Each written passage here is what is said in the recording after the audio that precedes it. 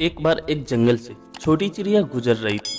उसे अपने बच्चों के घोंसलों के लिए एक पेड़ की तलाश थी। जाते जाते उसे नदी के किनारे दो पेड़ दिखाई दिए। उसने पहले पेड़ के पास जाकर उससे कहा, ए पेड़, बारिश का मौसम शुरू होने वाला है। क्या मैं और मेरे बच्चे आपकी टहनी में घोंसला बनाकर शरण ले सकते हैं?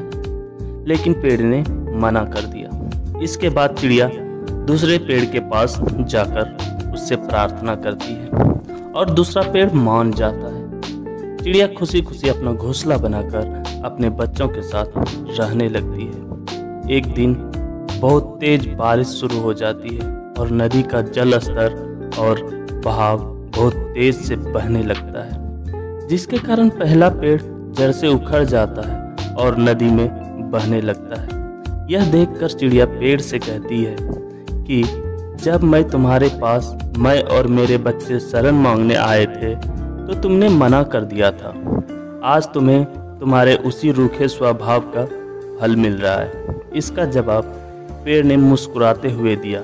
मैं जानता था कि मेरी जड़ें बहुत कमज़ोर हो चुकी है और मैं इस वर्ष बारिश में नहीं टिक पाऊंगा। मैं तुम्हें और तुम्हारे बच्चे की जान खतरे में नहीं डालना चाहता था। मना करने के लिए मुझे क्षमा कर दो। और यह कहते हुए पेड़ पानी में बहता हुआ चला गया। किसी की इनकार को उसकी कठोरता मत समझिए। क्या पता उसके इन इनकार में आपका भला छिपा हो। कौन किस परिस्थिति में है, शायद ये हम न समझ पाए। इसके लिए उसके चरित्र और वर्तमान शैली को वर्तमान व्यवहार से ना तौले।